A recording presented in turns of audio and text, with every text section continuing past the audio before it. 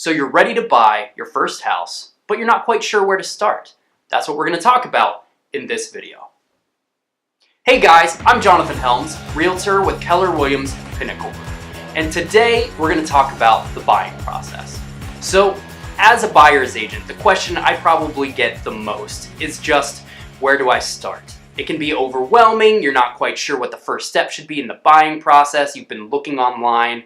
So what should you do to get yourself ready to put an offer in on a house that you love? So we're going to talk about 3 things that I think you should do to get yourself ready to go out and start looking at homes. Number 1, this is something that you're probably already doing. Most people, when they come to me, they've already found a couple listings that they're interested in via, Zillow, Trulia, Realtor.com. Those are big ones, and that's a great place to start. Look, you're excited about buying. You're probably already looking on those sites anyway. Maybe it just started as curiosity, but they're great. A lot of people don't think a real estate agent's going to tell you that, but I love it. It's a way that you can do research on your own. You can go out, you can find your target neighborhoods, you can see what homes are priced like in those neighborhoods and what type of finishes you get for that price. So maybe you think you are a $200,000 buyer or a $150,000 buyer, but your preferred neighborhood, what you want to buy, what you want your house to look like in that neighborhood is going to cost more like $250,000 or $300,000. So that tells you that you need to readjust, maybe look at a different neighborhood, or find something like a fixer-upper that you can put money into and then make it your own. So tools like Zillow, Trulia, Realtor.com, I think they're great tools. I think they're a great place to start. Number 2, I think their second step should be finding a real estate agent. This is why. So I can only speak to my own market. Other people's markets may be different.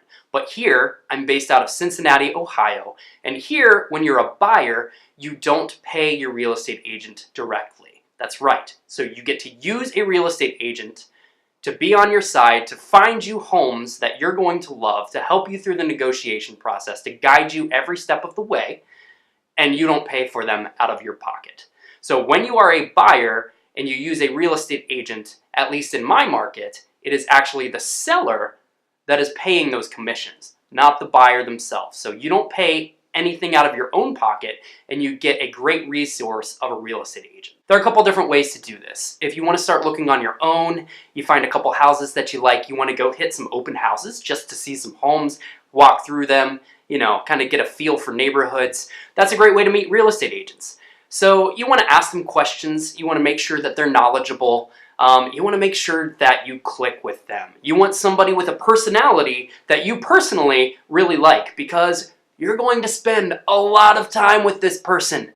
Trust me, a lot of time. Another great way to find a real estate agent would be something like Zillow reviews. Zillow reviews, Realtor.com reviews, just, read the reviews, make sure they sound like real people. Usually Zillow, sites like that, they do a good job of vetting those.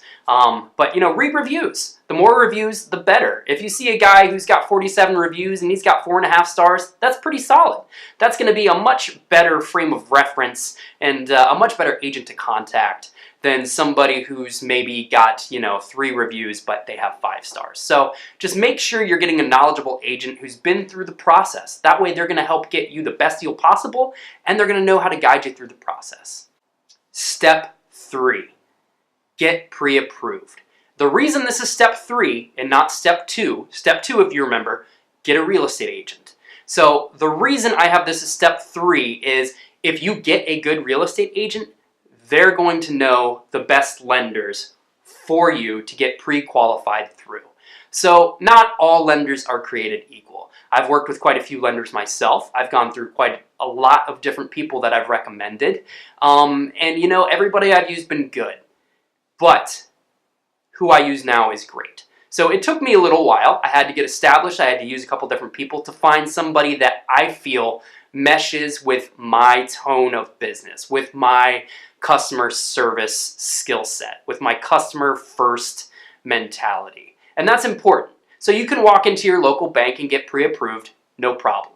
But there's going to be differences in lenders that a real estate agent can help point out to you and point you in a better direction to make sure that you're getting the best lender for you that maybe has some different programs that standard lenders may not. So a good reason to get pre-approved would be to know what you can actually afford.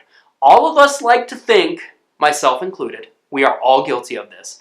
All of us like to think that we can afford more than we actually can. So when you talk with a lender, they're going to look at your credit, they're going to look at your debt, they're going to look at your income, they're going to be able to break down what a monthly payment's going to look like, what factors go into a mortgage payment every month, and they're going to be able to break down what you can afford. So let's say you've been looking at $150,000 homes, but you can actually afford $180,000. Or on the flip side, maybe you've been looking at $250,000 homes, but really you can only afford $200,000. That's a big difference, and that's something that you need to know. So if you get pre-approved very close to the front end of your process, you're going to save yourself a lot of disappointment, and you're going to know where to look and what you can afford. So that's it, guys. If you like my video, go ahead, leave a comment below, and also subscribe. I'm going to be doing videos every week. I will base what I'm covering on comments. If you have something that you'd like to see covered or you have a particular question, go ahead and leave me a comment below. So yeah, let me know how I did, and I'll see you next time.